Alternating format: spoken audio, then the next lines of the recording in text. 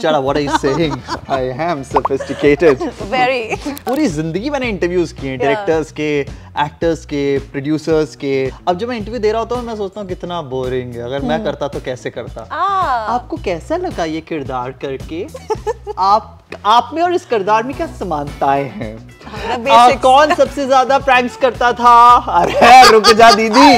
अभिलाष से ज्यादा जानते हैं या इसके सर से ज्यादा जानते हैं? तो अभिलाष वाले भी अविनाश, अभिषेक, अभिनाश, पता नहीं क्या क्या बुलाते हैं। तो मैं तो अभिलाष ही अभी स्टैब्लिश नहीं हुआ था। एसके यार, एसके ऑफ कोर्स। ये जो कैरेक्टर था, मेरे दोस्तों ने जब 3 एपिसोड देख लिए, उसके बाद एक का कॉल आता है, बोलता है तू कहाँ है इसमें? मैंने कहा मतलब ऐसा?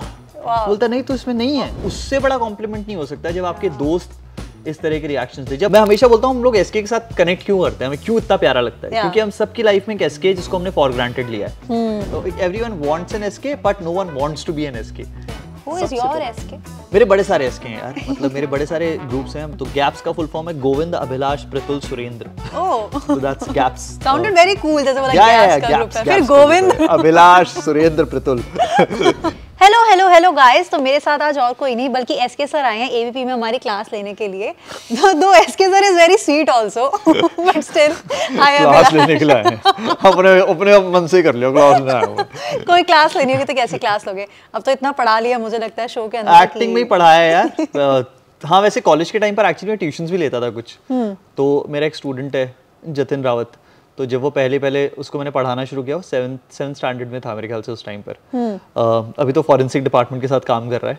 बट जब मैं पहली बार गया था तो उसके ऐसे 100 में से 30-35 ऐसे आते थे मार्क्स। फिर मैं पढ़ाना शुरू किया। उसके बाद जतिन ने 90s क्रॉस किए फॉर द फर्स्ट टाइम। सो या I was a good teacher. But I come from a background, मतलब मैं टीचर्स की फैमिली से आता हूँ।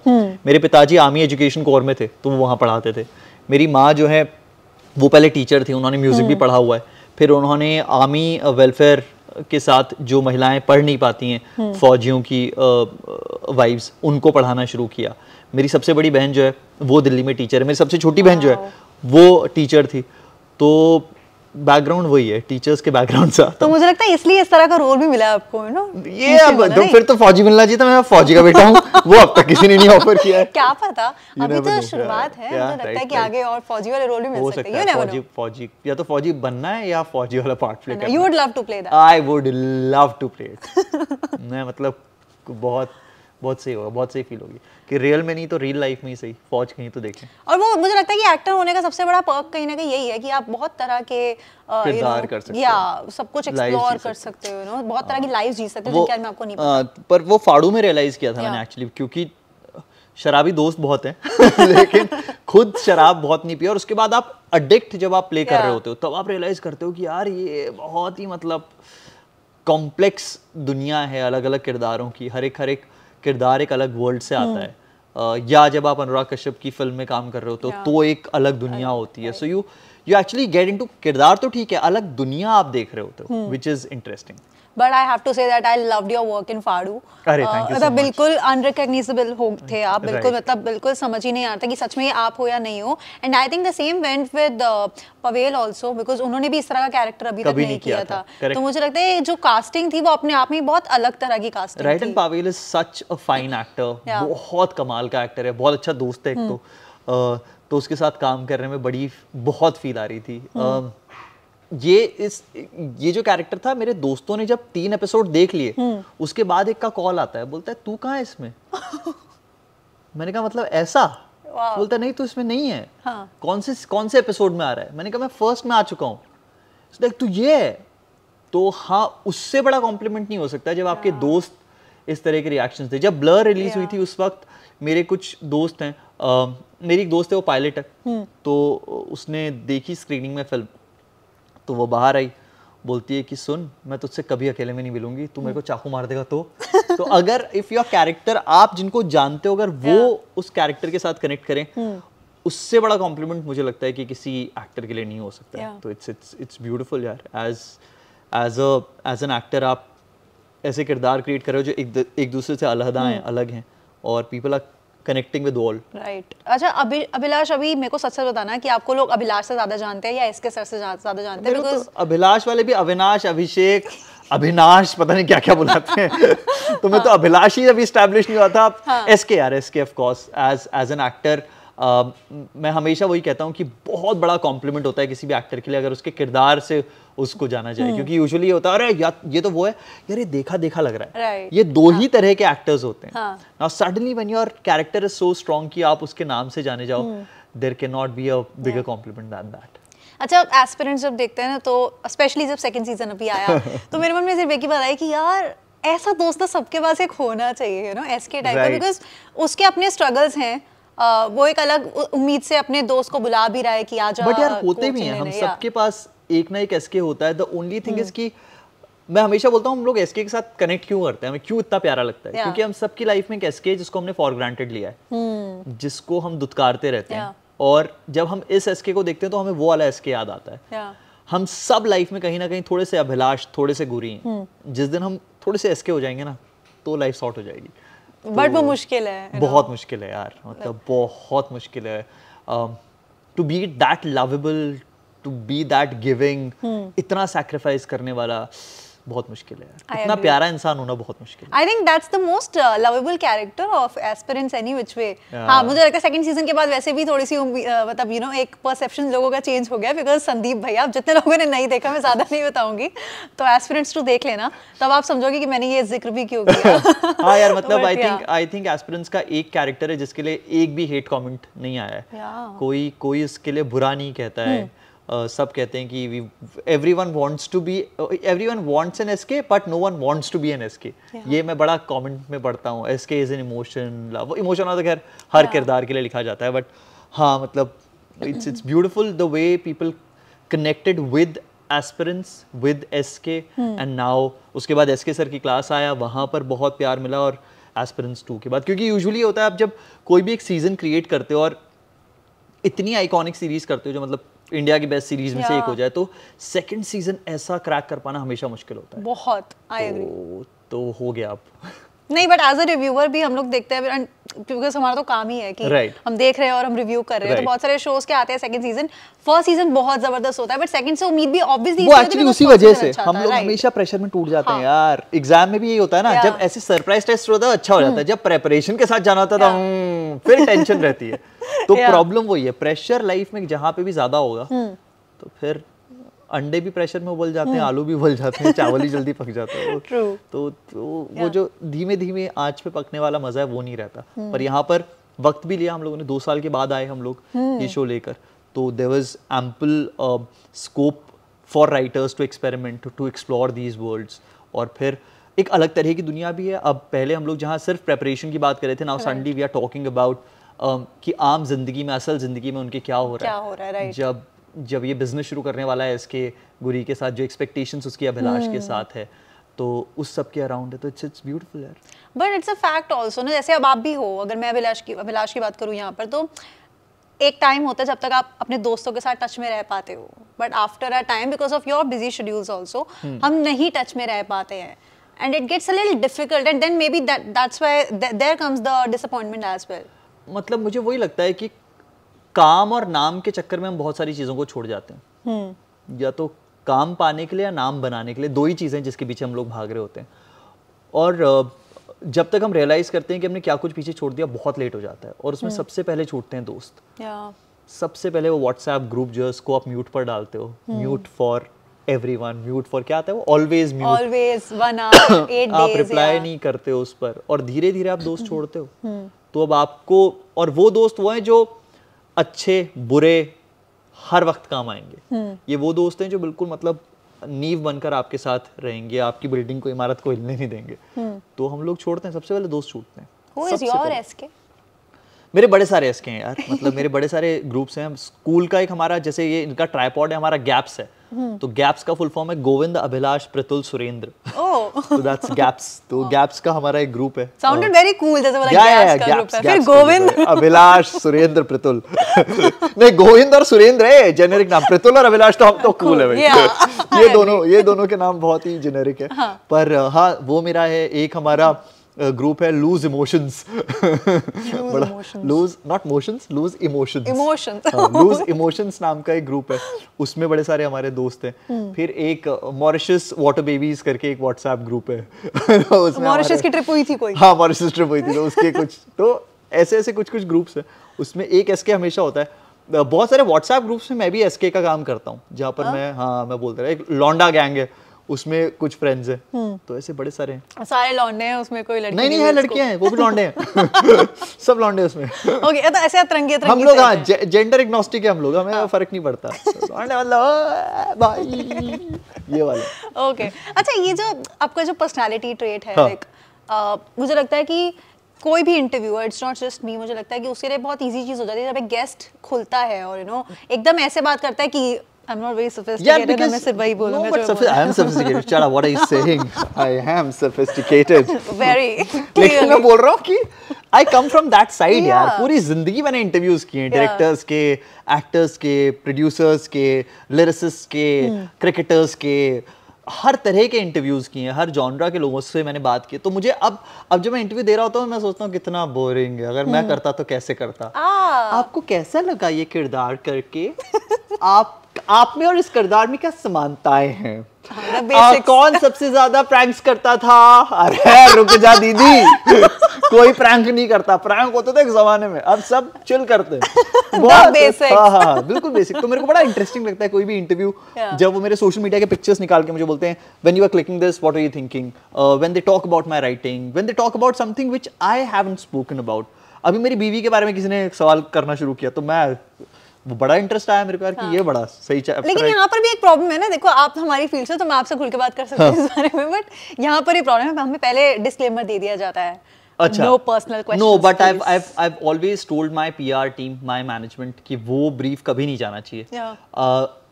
I never tell a journalist what to ask, never. I never influence a journalist. I don't do that. That's not me. I will never tell my team कि यार ये बोल देना, ये सवाल ना पूछे, नेवर से दैट।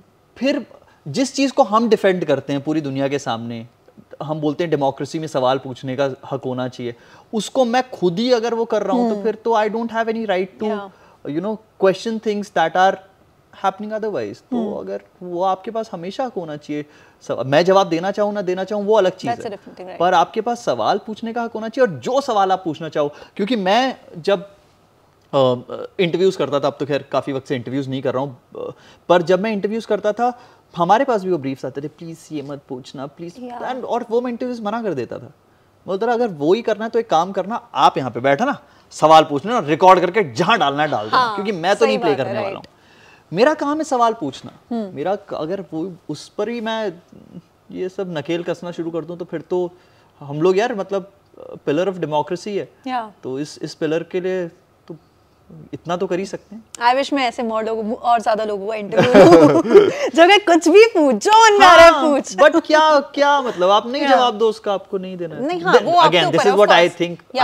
हो सकता है बाकी सारे एक्टर्स या बाकी उनके स्टेक्स थोड़े हाई होते हैं और उनको लगता हो कि हम लोग नहीं बात करना चाहते, it's a very personal thing, but I think कि आप पूछो यार, हम बैठे क्या पूछना है यार, पूछ के खत्म करो। We are so far so good, so far so good, cool. So अच्छा, एस्पिरेंट्स के 2 सीजंस आ गए जी, लेकिन एक चीज मैंने मिस की कि एसके की कोई पार्टनर नहीं दिखा रहे हैं, एसके की कोई लव स्टोरी नहीं दिखा रहे हैं। क्या थर्ड सीजन में ऐसा कुछ हो सकता है? मुझे लगता है जरूरत है अब। मैं जैसे इंटरफेयर नहीं करता हूँ इंटरव्यूज में, मैं कभी राइटिंग और डायरेक्शन में इंटरफेयर नहीं करता हूँ। I am that guy who would never tell my writer what to write. I'll never ask my director to show me a certain way. जो कहानी, क्योंकि जब मैं एस्पिरेंट्स में आया था तब मैंने नहीं किया था ये, तो अभी भी मेरे पास कोई हक नहीं है करने का। तो बहुत सारे एक्टर्स होते हैं जो कहानी में कहते हैं कि यार इसको ऐसे कर देना, इसको वैसा कर देना, मेरे कैरेक्टर को थोड़ा ऐसा दिखा दो। It will never work, I think. तो जो TVF चाहेगा, अब Amazon चाहेगा, दीपेश जो हमारे राइटर हैं, अप्पू जो हमारे डायरेक्टर हैं, वो जैसा चाहेंगे, श्रेयांश है क्रिएटिव में, वो लोग जो डिसाइड करेंगे उसी के हिसाब से कहानी बढ़ेगी। I I would want, of course मैं चाहूंगा कि एक्सप्लोर किया जाए उस साइड को, लेकिन I will never ask them to कि ऐसा लिख दो भाई, ऐसा कुछ मैजिक कर दे भाई। यू नो वो होता है ना जैसे क्लाइंट ब्रीफ होते हैं कि यार मजा नहीं आया इसमें, मजा नहीं आया, लेकिन प्रॉब्लम क्या है वो नहीं पता, लेकिन मजा नहीं आया। ये तो बहुत कॉमन चीज है यार। तो वो मेरे को सब में मजा आता है। मेरे को आप 2 लाइन दोगे, मैं बहुत खुशी खुशी आके पूरे दिल के साथ उन 2 लाइनों को बोल के जाऊंगा और ऐसा बोलूंगा कि लगे कि मैंने यहाँ से बोला है। That's my job. My job is not to tell my writer और director what to write and how to write. That's their job, and I wouldn't want my writer to tell me how should I act. That's my job. I'll do it. अच्छा, TVF की अगर बात करूँ तो TVF created shows और जितने भी तरह के प्रोजेक्ट्स आए हैं तो मुझे लगता है उनमें एक कॉमन चीज जो रहती है वो ये रहता है that it's the emotion part जो हम कहते हैं, बिकॉज वो आपको हिट करता है। कुछ करे ना करे, लंबा हो शो, छोटा हो शो, एक्टर्स बड़े हो ना हो, डजंट मैटर, बट वो जो भी दिखा रहे हैं ना आपको, वो आपको टच कर जाता है। शायद वो सब वहीं से आने वाले लड़के हैं यार। मतलब आम जिंदगी से आने वाले लोग हैं, आम कहानियां कहने वाले लोग हैं, और आम कहानियों में इमोशन सबसे खास चीज होती है। तो उस वजह से वो टच करता है। हम सबको लगता है हमारी मम्मी भी ऐसी है, हमारा भाई भी ऐसा आ रहा है, हमारा दोस्त भी ऐसा ही है। तो जब किरदार यहीं से उठे हुए हैं तो इनके साथ तो हम कनेक्ट करेंगे ही ना। वो कोई ऐसा नहीं है जो लंदन में रहते, वहाँ पे पढ़ाई करते, वहाँ लव हो जाते, यहाँ आते, वो होते तो नो कनेक्शन, हम नहीं कनेक्ट कर पाते, क्योंकि हम लोग मेरे दोस्त नहीं है ऐसे, तो मैं नहीं कनेक्ट करूंगा। ज्यादातर हिंदुस्तान के दोस्त ऐसे नहीं है। ज्यादातर हिंदुस्तान की फैमिली गुल्लक जैसी फैमिली है। ज्यादातर हिंदुस्तान के दोस्त एसके जैसे दोस्त हैं। ज्यादातर हिंदुस्तान में जो एटलीस्ट मेट्रोज में परमानेंट रूममेट्स जैसी कहानियां हैं। तो फिर जब आपकी कहानी कही जाएगी तो आप तो कनेक्ट करोगे। राइट। अच्छा, OTT की अगर बात करूँ तो OTT मुझे जहाँ से हम देख रहे हैं तो I think OTT has changed the game completely. Absolutely. For everyone, for every creative person. क्या आपको लगता है if it was not OTT तो आपको इस तरह की अपॉर्चुनिटीज मिलने के चांसेस थे ज्यादा? यार मेरे को तो पहली अपॉर्चुनिटी फिल्म मिली थी, थिएटर। मेरा ऐसा नहीं था कि अपॉर्चुनिटी नहीं मिली, मेरी फिल्म नहीं चली वो अलग चीज है, बट मेरी तो पहली अपॉर्चुनिटी फिल्म थी। It was a big theatrical release, but I also understood from that कि अपॉर्चुनिटीज तो चलो मिलेगी नहीं मिलेगी वो अलग बात है, बट कहानियां बिना प्रेशर के कहना बड़ा आसान हो गया। पहले होता ना आपकी फिल्म में कितने कमाए, 100 करोड़, 200 करोड़, 50 करोड़, 30, ये इसी में आप फंसे रह जाते थे कि कितने करोड़ आपकी फिल्म ने कमाए। यहाँ पर आप करोड़ों कमाने के लिए नहीं, आप कहानियां कहने के लिए कहानी कह रहे हो। अगर आपकी कहानी में मेरिट है तो उसमें आप अभिलाष थपलियाल को लो, वो भी चलेगा, किसी बड़े एक्टर को लो, वो भी चलेगा। OTT में, थिएट्रिकल में अभी भी है कि आपको एक बड़ा चेहरा चाहिए। आप अभिलाष थपलियाल को लेकर थिएटर में जाओगे, शायद कोई देखने नहीं आएगा, कितनी अच्छी कहानी हो शायद, लेकिन अगर अच्छी कहानी है तो थिएटर्स में भी उसको अप्रिशिएट तो किया जाएगा। ये तो मुझे लगता है कि it is not the medium, it is the story. अच्छी कहानी टीवी पर भी चलेगी, रेडियो पर भी चलेगी, पॉडकास्ट में भी चलेगी, थिएटर में भी चलेगी, हर जगह चलेगी। खराब कहानी कहीं नहीं चलेगी। और जैसे आप कमर्शियल्स और कमर्शियल प्रेशर्स को हटा देते हो तो अच्छी कहानी कहना आसान हो जाता है। फिर आपको बड़ा हीरो नहीं चाहिए, फिर आपको बड़े सेट्स नहीं चाहिए, फिर आपको ग्रैंडियोर नहीं चाहिए, आपको बस एक ऐसी कहानी चाहिए जिसमें दिल हो। आपने ऐसे भी खुद बोला कि this was this first film जो आपकी थी वो, and that was a theatrical release, but when it didn't really work the way maybe you know हर कोई एक्सपेक्ट करता है कि करे, तो क्या आपको पर्सनल लेवल पे वो इफेक्ट किया था कहीं ना कहीं?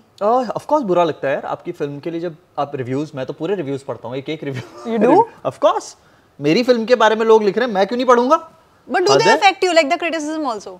ऑफ कोर्स, मतलब आप देखते हो उसको, आपको, मेरे को अच्छा तो बहुत लगता है, जो खराब लगता है होता है ठीक है, इसको पता ही नहीं होगा तो खुद को दिलासा भी देना होता है। हाँ, नहीं बट और वैसे भी यार, मतलब रिव्यूअर्स जो ज्यादातर लिख रहे होते हैं उन्हें क्राफ्ट के बारे में कुछ नहीं पता है। मतलब रिव्यू जो कर रहे हैं ज्यादातर लोग, आई एम नॉट सेइंग कि सबको, लेकिन ज्यादातर लोगों को कुछ नहीं पता है क्राफ्ट। उन्होंने कोई सेट नहीं देखा, उन्होंने कोई फिल्म नहीं बनाई है, उन्होंने कोई 4 पन्ने नहीं लिखे हैं और वो 400 पेजेस की स्क्रिप्ट के ऊपर रिव्यू कर, but that's perfectly fine. I think हम लोग जो कहानियां कह रहे हैं वो आम जनता के लिए कह रहे हैं, and everyone has the right to review a film. हर किसी का हक है, जो देख रहा है उसको अच्छी लग रही है, खराब लग रही है, उसको बोलने का हक है और बोलना चाहिए। कई बार वो पर्सनल वेंडेटा से भी आता है, but that's also okay. But I read reviews, I love my self. मैं तो स्क्रीन पर अगर आउट ऑफ फोकस होता हूँ तो भी मैं खुद को ही देख रहा होता हूँ, तो मेरे को बहुत ऐसा ये नहीं लगता है कि अरे इसने खराब लिख दिया है कुछ लिखा। Okay with it. वो तो हर किसी के पास राइट होना चाहिए। अगर वो पैसे देकर कोई चीज़ देख रहा है और उसको खराब लग रही है, उसको खराब बोलने का राइट होना चाहिए, उसको अच्छा लग रहा है उसको अच्छा बोलने का भी राइट होना चाहिए। अच्छा, अभी आप खुद को किस स्टेज में देखते हो अपने एक्टिंग करियर के? क्योंकि एक ना स्टेज होता है एक्टर्स का, जो यूजुअली मैं बात करती हूँ तो ये बात समझ में आती है। कोई कहता है कि एक दौर था जब जिस भी तरह का प्रोजेक्ट आता था I would just say yes, because मुझे था कि मुझे अपॉर्चुनिटीज मिले, मेरे को चूजी नहीं होना चाहिए। और आज एक टाइम ऐसा आ चुका है जहाँ पर मैं बहुत चूजी हूँ अपने प्रोजेक्ट्स को लेके। मुझे लगता है कि there is a certain audience जो मेरे लिए चीजें देख रही है एंड मैं उनको डिसअपॉइंट नहीं करना चाहता किसी अलग तरह का प्रोजेक्ट करके। आप अगर मैं आपसे पूछूं तो कौन सी स्टेज पे आपको लगता है कि आप हो? क्या आप देखते हो प्रोजेक्ट्स को अभी भी बहुत उससे कि भाई सोच के करना है नहीं करना, या फिर लगता है कि कर लेते हैं? नहीं, अच्छी कहानी होनी चाहिए। मेरे को अच्छी कहानी लगती है, मैं करूंगा, इतना ही सिंपल है। मेरा किरदार एक लाइन बोले, लेकिन वो एक लाइन उस कहानी को इम्पैक्ट करनी चाहिए। अगर वो ऐसी वो 200 लाइन बोल रहा है और पूरी फिल्म में लेकिन उसका इम्पैक्ट कुछ नहीं, I will not do it.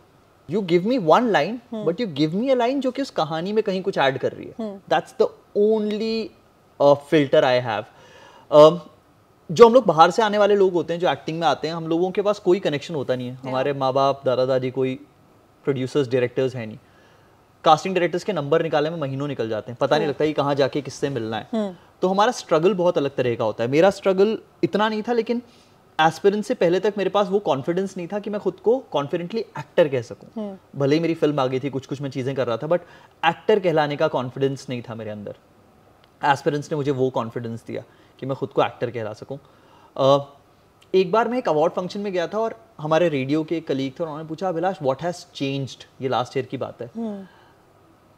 And I just thought and मैं क्या बदला क्या है actually. And then I looked at those people, I knew most of them and they knew मी।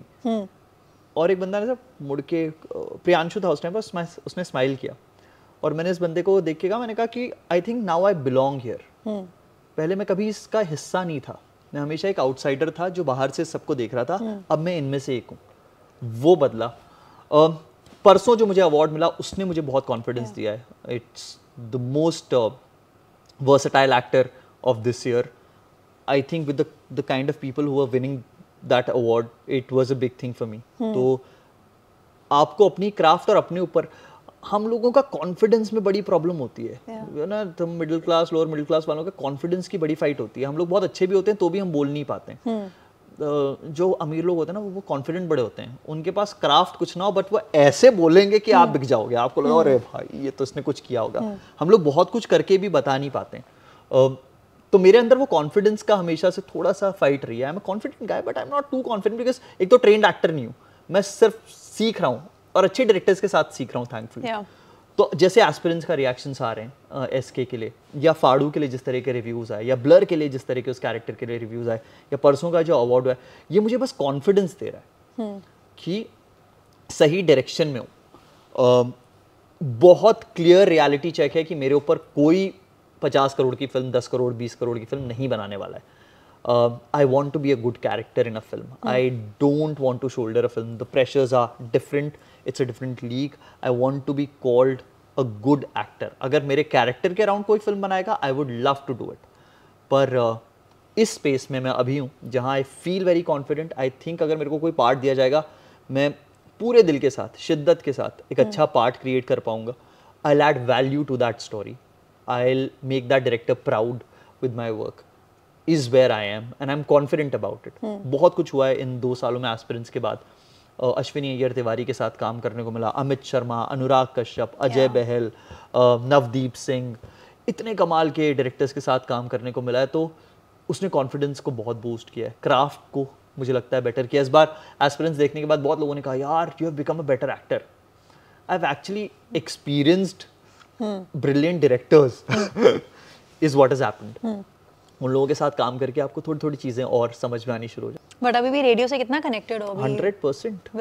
बिल्कुल वो तो मैं हमेशा पहला कहता हूँ, पहला प्यार है वो नहीं छूटेगा। तो वो नहीं छूटेगा। मैं अभी भी कहीं भी होता हूँ। अभी आई वाज इन न्यूजीलैंड, तो मैंने मेरे ख्याल से 2-2.5 साल में पहली बार ब्रेक लिया and I was missing radio. So I realised that वो अलग तरह का प्यार है। Every day I do it, I do radio wherever I am. वो उसको नहीं छोड़ सकता। और मुझे एक और चीज़ लगती है, मेरी मिडिल क्लास मेंटालिटी मुझे रेडियो छोड़ने भी नहीं देगी। वो जो एक मुश्त कमाई वाला जो होता है ना, कि ये अमाउंट तो आता ही रहे, वो बहुत स्ट्रॉन्ग, और उस चक्कर में बहुत सारे सपने भी टूटते हैं actually, but I love this job. तो वो मेरे को प्यार भी दे रहा है, पैसा भी दे रहा है। बिल्कुल सही कह रहे हो, सो मिडिल क्लास मेंटालिटी है जो हम लोग लेके चलते हैं नो। बचपन से देखा ना, पापा को जॉब करते हुए, दादाजी को जॉब करते हुए, हमारे घरों में किसी ने रिस्क लेके बिजनेस शुरू किया नहीं, जिसने भी बिजनेस शुरू किया सब फेल ही हुए। एक एग्जांपल भी नहीं है कि बुआ के बेटे ने देखो बेटा 10 लाख लगाए थे, 10 करोड़ कमाया, देखो बेटा 10 लाख लगाए थे, सब डुबा दिए उसने। तो सारे एग्जांपल्स फेलियर्स वाले। तो ये रिस्क टेकिंग एपेटाइट बन ही नहीं पाती। अमीर लोग ही कमा सकते हैं यार, वही है जो ऐसे 500 करोड़ दिए उसने डुबा दिए, कोई बात नहीं, ले बेटा 500 करोड़ और ले ले। हम लोगों का बड़ा वो बहुत ही दुख भरी कहानी रहती है। तो हमेशा एक सेफ्टी नेट लेकर चलने वाली जो मेंटालिटी है, I can't let go of it, that's who I am. And any which way you love it. I love it. I love it. वो दिखता है, और मुझे लगता है कि वो ना वो आपकी एक पर्सनालिटी बन चुकी है किस तरह की भी, और ये जितना इस तरह से खुल के बात आप करते हो, मुझे लगता है ये कहीं ना कहीं वो रेडियो वाली ही चीज है जो आप कैरी करके चलते हैं। Of course, आपकी पर्सनालिटी को आपका काम बहुत हद तक बनाता है। आप जो इंसान होते हो, आपका घर और आपका काम, ये दोनों चीजें आपको बनाती हैं। रेडियो तो मेरे को लगता है it has exposed me to this world. मैं तो यार दिल्ली के रोहिणी का लड़का हूँ एक, मैं बिल्कुल मतलब LIG फ्लैट में पला बड़ा लड़का हूँ। तो बहुत सारी दुनिया देखते हो आप रेडियो के थ्रू, बहुत सारे लोगों से मिलते हो आप रेडियो के थ्रू, बहुत सारी कहानियाँ सुनते हो आप रेडियो के थ्रू, बहुत सारी कहानियाँ कहते हो आप रेडियो के थ्रू। ब्लर में जब हम लोग शूट कर रहे थे और फिल्म के बाद जो रिव्यूज़ आया, बोला Abhilash Thapliyal charms you like a snake with his voice, ये किसी ने लिखा था। मैंने कहा चार्म्स यू नहीं, काम कर रहा था भाई तेरा रेडियो वाला। हमने यही तो किया है, आवाज, बोली, जुबान, ये तो हमने पकड़ रखी है यार। 17 साल से इसी का रियाज किया है। सिंगर अच्छा नहीं गाएगा तो कौन गाएगा? सिंगर को ऑटो ट्यून की जरूरत पड़े तो सिंगर कैसा?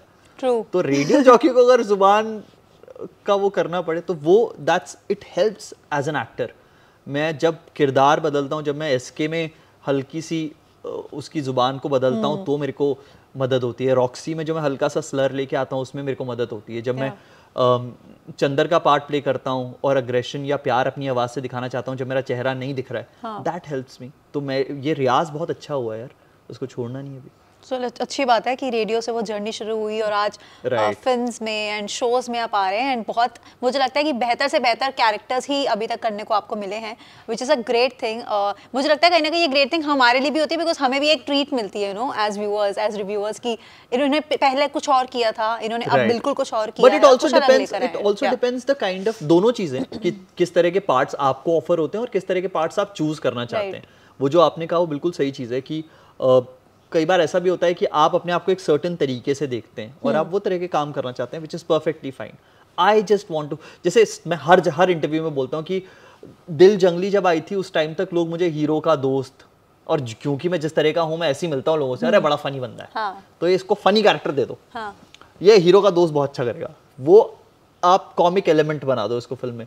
उसी तरह के पार्ट्स आते थे and I was happy with it. मतलब मेरे को कोई ऐसा नहीं है कि अरे मेरे को एज एन एक्टर क्यों नहीं देखा, क्योंकि मैंने खुद को एज एन एक्टर नहीं देखा था कभी, तो मैं बहुत खुश था वो सब करते हुए भी। ब्लर तक मैंने कभी सोचा नहीं था, मेरे खानदान में किसी ने नहीं सोचा होगा कि ये एंटागनिस्ट बन सकता है, ये चाकू उठा के किसी को मार सकता है, वैसा पार्ट प्ले कर सकता है। तो I think to be open to ideas and thoughts वो एक स्ट्रॉन्ग चीज़ है। आप दूसरों पर बिलीव करें, ट्रस्ट करें। मैं वैसा एक्टर हूँ जो बिल्कुल डायरेक्टर्स के सामने न्यौछावर हो जाता हूँ कि जो आप कहो मैं वो करूँगा। वो मेरे लिए काम करता है और हाँ अब तक काम कर ही रहा है, तो जब तक काम करता रहेगा तब तक मैं, और ये मीडियम मुझे लगता है डायरेक्टर्स का मीडियम है, तो ऐसे पार्ट्स वो डायरेक्टर्स मुझे ऑफर करते हैं। तो इसीलिए मैं बार बार कहता हूँ कि थैंक्स टू दीज डायरेक्टर्स जिन्होंने कि मुझे इतने अलग अलग तरह के किरदार दिए, वरना लोग पहले भी थे, यही इंडस्ट्री थी, यही मैं था, मैं दो हीरो का दोस्त ही था मैं वो फनी गाय ही था, मजे ला देगा फिल्म में तो अरे बहुत कुछ लाते हैं फिल्म में, बस मजे ही नहीं लाते हैं गाइस। बट ठीक है, आपकी जर्नी तो ऑफ कोर्स मैं जैसे मैंने बोला कि इट्स लाइक अ ट्रीट, आप अलग अलग तरह के कैरेक्टर्स लेके आते हैं और हमें भी देखने में मजा आता है जो लोग स्पेशली आपकी जर्नी को फॉलो कर रहे हैं, and I think I am one of those people जो एक्चुअली ये करती है, यू नो। सो लेकिन अब एस्पिरेंट्स 2 आया and it became a huge success undoubtedly. लोगों ने जितना प्यार एस्पिरेंट्स 1 को दिया उतना ही 2 को भी दे रहे हैं, लोग पसंद ही कर रहे हैं। तो अब एस्पिरेंट्स 2 के बाद कोई और प्लान्स है जो चल रहे हैं, प्रोजेक्ट्स, किसी पे बात कर सकते हैं? यार एक तो बहुत कमाल की चीज़ है जिसके जो मैं चाहता हूँ, अभी परसों पहली बार हिंदुस्तानी ऑडियंस ने कैनेडी देखी अनुराग सर के साथ जो किया, जिसको लेकर हम लोग कान फिल्म फेस्टिवल गए थे। मैं ज़िंदगी में किसी अवार्ड फंक्शन में नहीं गया हूँ, मेरे को कहीं नहीं बुलाया गया लेकिन मेरे को सबसे पहले बुलाया गया कान में, तो मेरा डेब्यू इंटरनेशनल टाइप का हुआ है। तो वो फिल्म परसों देखिए, बहुत अच्छे रिव्यूज़ आ रहे हैं। आज मैं कुछ पढ़ रहा था, लोग टैग कर रहे हैं तो उसमें so I am excited about that. Anurag Kashyap के साथ काम करना किसी भी एक्टर के लिए हिंदुस्तान में बहुत बड़ी बात होती है। It has happened so early in my career, I am blessed.